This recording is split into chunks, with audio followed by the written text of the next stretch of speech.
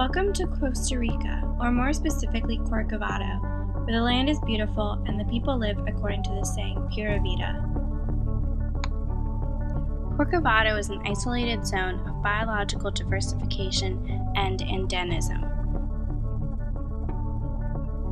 The buffer zone of Corcovado is the Golfo Doce Forest Reserve, which surrounds the park along most of its terrestrial boundary. Corcovado contains mangrove swamps, lagoons, marshes, palm swamps, swamp forests, gallery forests, plateau forests, upland forests, mountains, and the cloud forest. The Osa Peninsula was first discovered by Spaniards in 1515, but it wasn't until the 19th century when people started to really occupy the area and live as hunter-gatherers or mountain men in the Osa Peninsula. By the end of the century, towns started to appear, but the rest of Costa Rica was facing other problems. While 90% of the country was once covered by forest, by 1900, Costa Rica had lost 40% of its forests due to activities like deforestation, overharvesting, agriculture, increased development, not to mention other things that were going on, like wildlife tracking, poaching, and especially mining in the Osa Peninsula. The 1960s was an important time for many countries to step back and realize that actions were no longer sustainable. In Costa Rica, in 1963, the first protected area was created. And in Corcovado, where mining pressures and development encroachment were increasing, in 1975, the president decreed that Corcovado National Park was to be established. In 1980s, at the collapse of the banana business, the gold rush peaked, and pressures on wildlife poaching, lodging, and wildlife trafficking increased in the park area.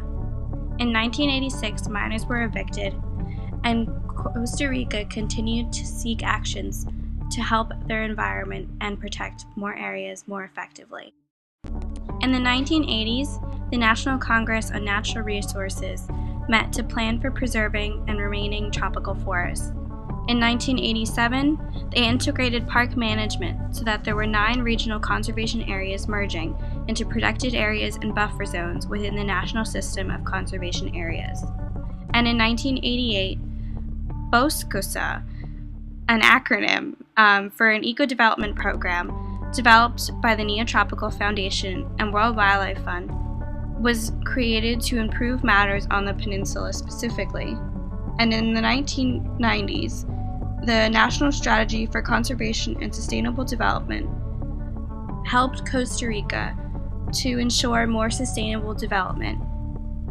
Along with pieces of legislation like this, management organizations working together, global initiatives to improve environmental conditions, and the disbanding of the Costa Rican military in 1948, a governance structure was put into place such that education and management initiatives were reinforced through the public to improve the environment everywhere.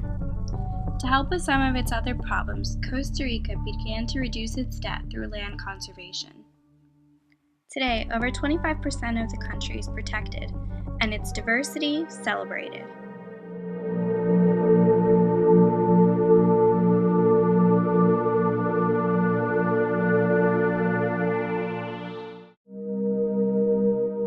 Amazingly, civilization can come to interact wonderfully with 12 different bioecosystems.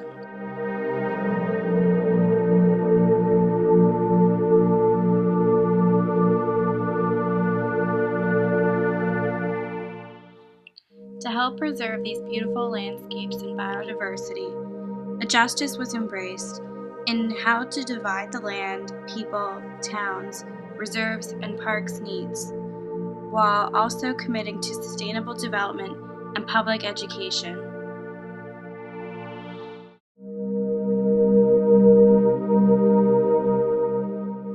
The value for wilderness shifted. People started to come to Costa Rica for ecotourism, which helped promote the Costa Rican economy. Another value for wilderness: economics, opportunism, and recreation.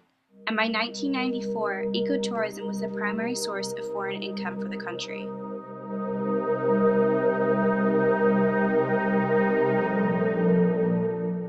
And let's be honest, with diversity like this, why wouldn't you want to go visit?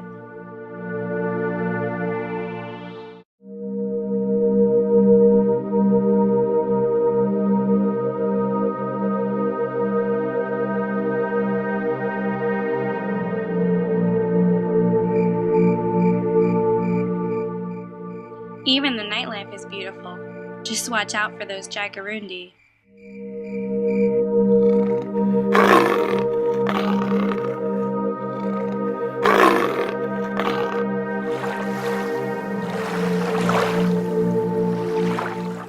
Not your thing?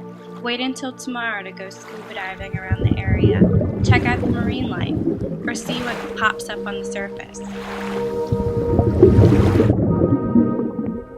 Who knows, you might even get some great views like these.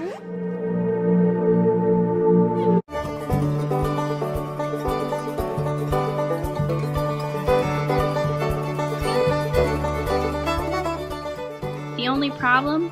While you're sitting there thinking how beautiful this is, chances are other people share the same idea. More and more people come to Costa Rica and other places with high biodiversity to see the area and its wildlife, possibly in an effort for last chance tourism. But the fact of the matter is, global market demand, increase in tourists and recreationists, and increase in interest from the general public can cause an influx in traffic, which can compromise the ecosystem.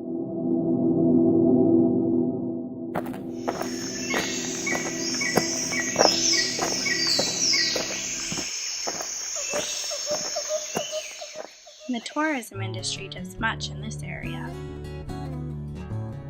In 2000, park rangers began to be used for Corcovado and the Osa Conservation Area, and between 2005 and 2008, 5 ranger stations were built. All of these are connected, with many trails in between, and many ways to access the area, including boating by yourself, taking a boat from an organization, or flying it near. But all these things, people coming to the park, people walking through the park, even the rangers walking through the park to do their duties, can result in biophysical and ecological changes that can impact the wildlife and their behavior.